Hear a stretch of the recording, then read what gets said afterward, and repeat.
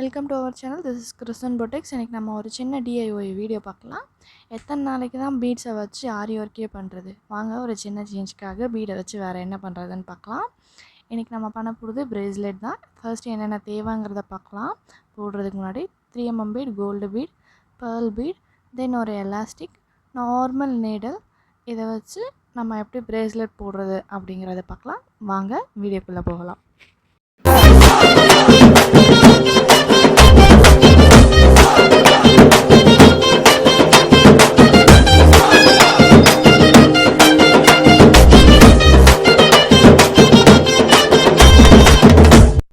Hello guys, this is Krishnan பொட்டெக்ஸ்.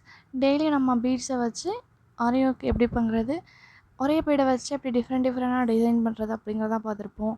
இன்றைக்கி நம்ம அதே பீடை வச்சு எப்படி வேறு ஒரு திங்ஸை மேக் பண்ணுறது அப்படிங்கிறதான் பார்க்க போகிறோம். இதுவுமே ஆரி ஒர்க் பீட்ஸ் தான். பாருங்கள், ஆரி ஒர்க் பீடை வச்சு நம்ம இன்றைக்கி பிரேஸ்லெட் தான் மேக் பண்ண போகிறோம். எப்படி போடுறதுன்னு பார்க்கலாம். ஃபஸ்ட்டு ஒரு எலாஸ்டிக் எடுத்துக்கலாம். எலாஸ்டிக் வந்து ரொம்ப மெலீஸாக இருக்கிறதா பார்த்து எடுத்துக்கோங்க. இது டிஐஒய் தான். நான் வீட்டில் இருக்க ஒரு பேண்டு தலைக்கு போடுவாங்களே, அந்த பேண்டு நான் அப்போ தான் கடையிலேருந்து வாங்கிட்டு வந்தேன். வாங்கிட்டு வரும்போதே எனக்கு ஒரு ஐடியா தோணிருச்சு. அது என்னென்னா 2 லேயர் 3 லேயர் இருக்க மாதிரியான ஒரு ரப்பர் பேண்டு. உங்களுக்கு பார்க்குறீங்களா? ஸோ அதுதான் ரப்பர் பேண்டே. நான் கையில் வச்சுருக்கேன்னா அதுதான் ரப்பர் பேண்டு, எலாஸ்டிக் ரப்பரு.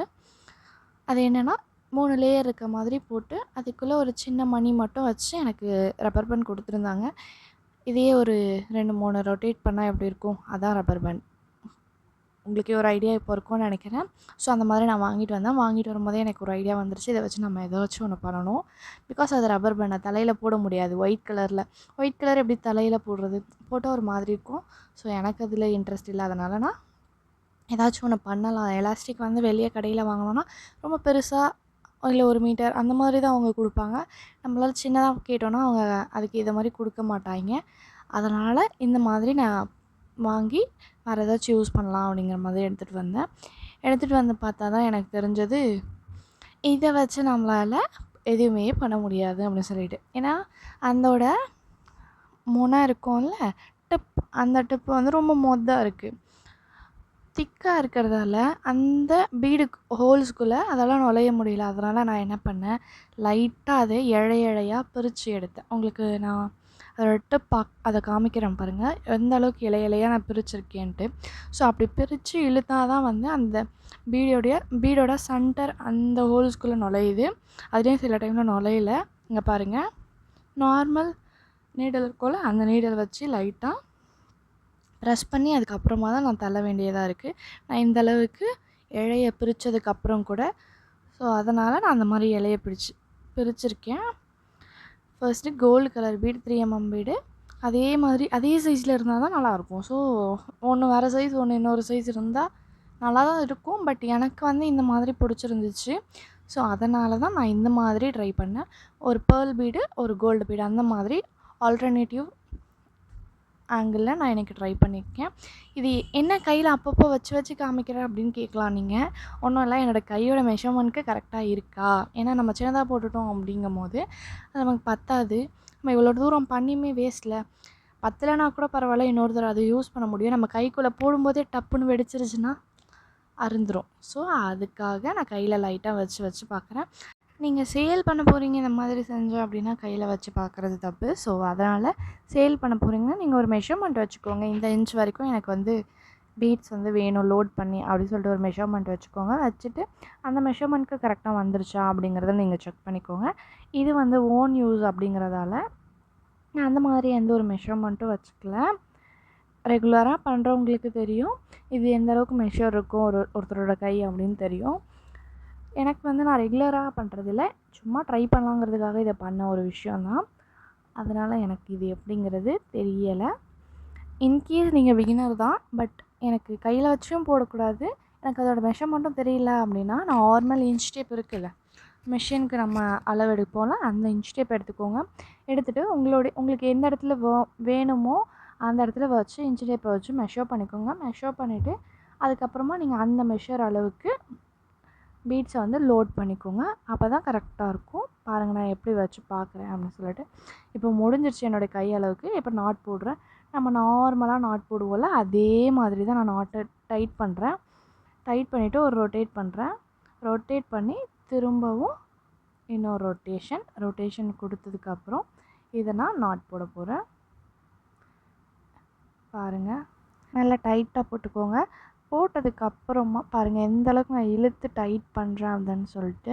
நீங்கள் இப்போ கீழே இழுத்துட்டிங்க அப்படின்னா உடனே வந்து அது பிஞ்சிரும். நல்லா கீழேயும் இழுத்து பாருங்கள். உங்களை முடிஞ்சால் கையில் போட்டு பார்க்குறேங்க உங்களோட ஓன் யூஸுக்கு அப்படின்னு நீங்கள் யோசிச்சிங்க அப்படின்னா பாருங்கள், நான் போட்டு காமிக்கிறேன். ஜஸ்ட்டு இந்த மாதிரி போட்டு பார்த்தீங்கன்னா தெரியும். பார்க்கவே உங்களுக்கு அழகாக இருக்கா? ஒரே கலரில் போட்டோன்னா இந்தளவுக்கு அட்ராக்டிவாக இருக்காது.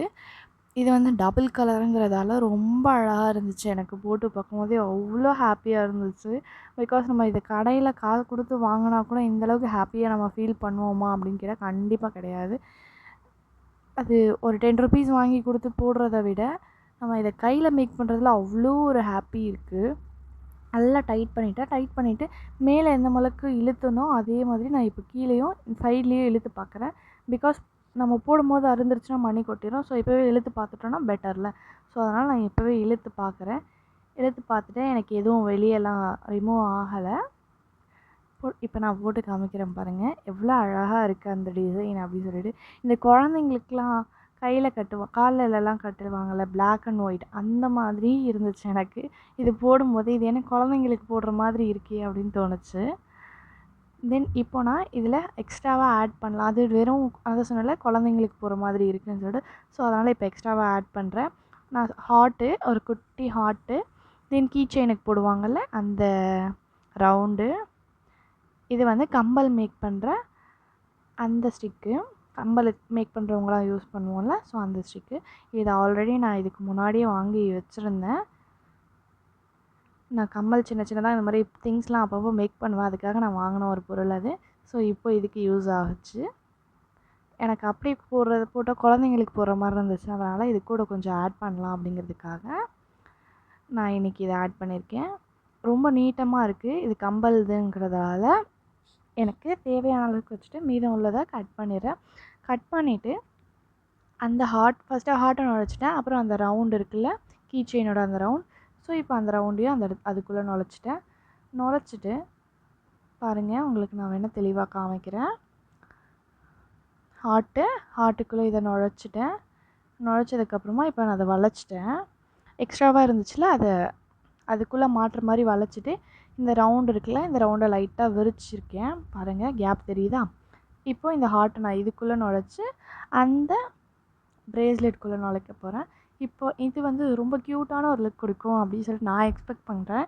எத்தனை பேர் அதை எக்ஸ்பெக்ட் பண்ணுறீங்க நீங்கள் அப்படிங்கிறத சொல்லுங்கள். இதுவுமே எனக்கு இந்த ஹார்ட்டுமே வந்து என்னுடைய அந்த ரப்பர் பேண்ட் சொன்னால, ரப்பர் பேண்டில் ஒரு சின்ன மணி வந்துச்சுன்னு சொன்னால அந்த மணி இது தான். இந்த ஹார்ட் ஒன்றே அதில் கோத்து வந்துச்சு. ஸோ அது இந்த மணிலே இருக்கட்டும், இந்த கீ செயின்லேயே இருக்கட்டும், இந்த ரப்பர் பேண்டில் வந்தது தானே அப்படிங்கிறதுக்காக நான் இதை கோத்துட்டேன். இப்போ பாருங்கள் எவ்வளோ அழகாக இருக்குது. பழசு நம்ம போட்டதை விட இது இன்னும் ரொம்ப க்யூட்டாக இருக்குது. எனக்கு ரொம்ப பிடிச்சிருந்துச்சு. இது எத்தனை பேருக்கு பிடிச்சிருந்துச்சு, எத்தனை பேர் ட்ரை பண்ண போகிறீங்க அப்படிங்கிறத கமெண்ட் பாக்ஸில் மறக்காமல் சொல்லுங்கள். இது சின்ன பெரியவங்க தான் போட முடியுமா அப்படின்னா குழந்தைங்களுக்கு கூட நீங்கள் ஜஸ்ட்டு சும்மா போட்டு ட்ரை பண்ணி, நம்ம எப்பயுமே மணி இதுக்காக வாங்க போகிறது இல்லை. ஆல்ரெடி நம்மக்கிட்ட ஆரி ஒர்க் பண்ணுற நம்மக்கிட்ட மணி இருக்கும்.